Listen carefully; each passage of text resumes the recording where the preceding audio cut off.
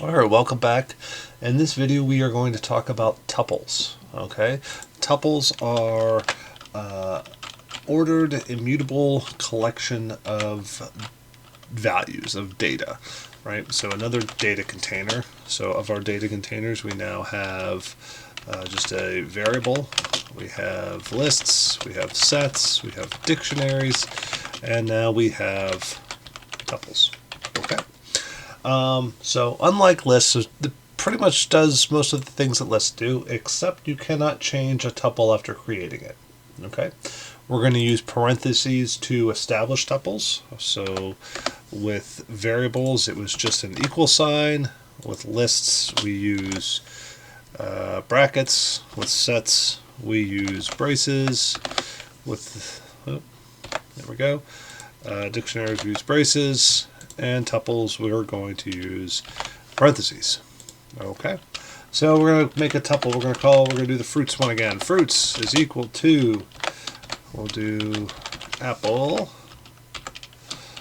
banana, and cherry, ABC. Okay, and we can print out fruits. We can also identify what type of data this is, just something new for you all to be introduced to. Nope, I've got to connect with server. And while it's connecting, we'll see that we have our parentheses are going to set off our tuples. I'm printing like normal. Type is a keyword that allows us to identify what the actual data container is. Okay, so if we did, let's say, we'll change this to this real quick, and we get list.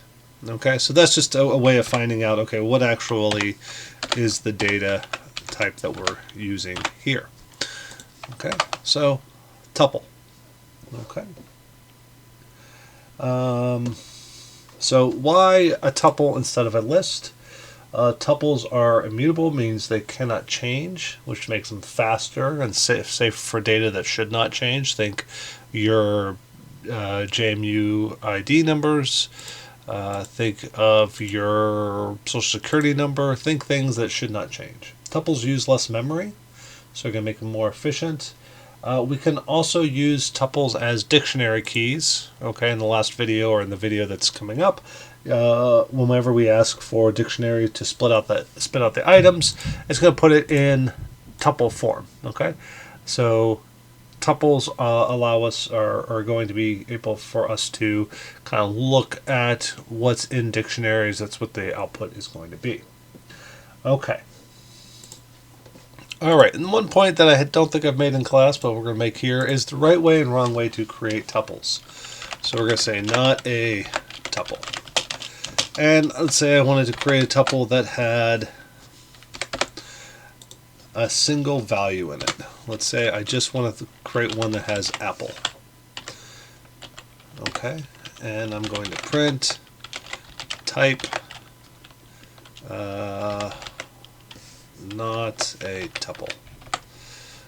Okay, and this is going to give me a string, but I've put it in parentheses. Why is it not going into something else or into a tuple? Well, we have to have a comma. Okay, tuples have to have a comma in them in order for them to work. So we can say copy this, and we'll say it's not a tuple. We'll call it maybe a tuple, and we'll put a comma in here, and then we'll print out maybe a tuple, and you can see we have tuples. So we cannot have single item tuples. By putting the comma in there, we've created a tuple that has one item, but it's functionally telling the software or the programming language, like, yes, it is a tuple, but it's only going to have one item, and there's nothing after the comma. Okay, let's now talk about doing some indexing and slicing. Or accessing we'll go index and slicing. Okay, just like with lists, we can use the index to access different component parts of our data. So we can say instead of animals, I want the first thing, okay? And I want this is going to be cat, right? What did I do wrong? Animals is not defined. It's supposed to be animals. There we go. Cat. Okay. So I could also use the index, which we talked about previously, to identify what is in there. Index, and I want to look for, I don't know, dog. What position is dog in? That's in 0 position, and so we will print animals dot, or animals, and then 0. Print dog using index. Okay, so we can use that. We can also use slicing. Well, yes, we could also do slicing. One thing I have not introduced you to, but I'm going to mention here, we'll mention it in another class too, is negative indexing. So -1 is always going to be the last item. -2 is going to be what? So if we have 0, 1, 2, 3, it's going to go -1, -2. So this should be elephant. Okay, so it can work both ways. So printing using negative index.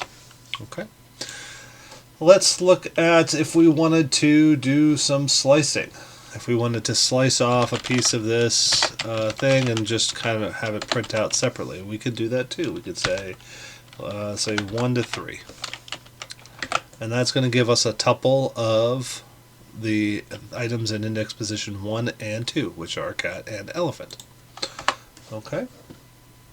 So we can also use this to put it into new variables, right? So index, we'll say animals 1 to 3, and then we'll print out new animals, and we have those same two. And then we could do 2 to 4, so it looks different. There we go. Elephant and tiger. Okay, so that's how we can use this to slice. But you'll notice that any of the outputs are still tuples. Okay, we can't change into something different this way. So what can we do and what can't we do? Let's say we have a data set of numbers. I'll copy this over, and instead I want to add or change 20 to 50. I would put this, and I would say this is equal to 50, print numbers. And we get an error. Tuple object does not support item assignment. So we can't assign we can't assign new values to our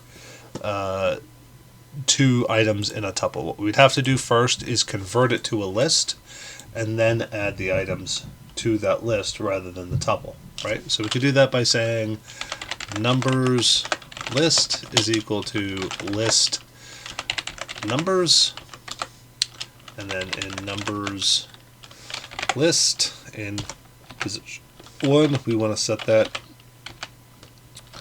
equal to 50, and then we just print numbers list, and then that would work. But again, look at the difference. It is a bracket, so this is a list and not a tuple. So we've just, by changing it to a list, we can do it.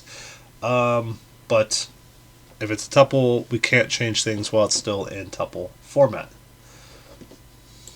Let's say we wanted to unpack our tuple. We didn't like that in that format. We wanted to unpack the tuple. What we could do is take our tuple here. Let's say print person. Okay, and we could notice that we have commas here, right? And so just like in dictionaries, we can kind of assign to them keys so that we can access them later. So we can say that this is name, this is age, and this is a job. And we're going to set that equal to person, which is our tuple variable name, or tuple container name. So, and then we can print out these individual components. And you'll see it's no longer in tuple form. Okay, so this is a nice little fun trick. If we have something in a tuple form, like we can almost convert it into a dictionary by applying keys to it and then accessing each of those different keys.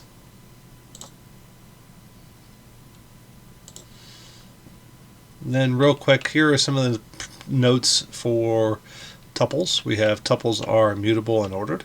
They use less memory. You can transition them into lists by converting them using just a list function like this, right? And you can access, slice, and unpack the data within them as well. Okay, we'll see you next time.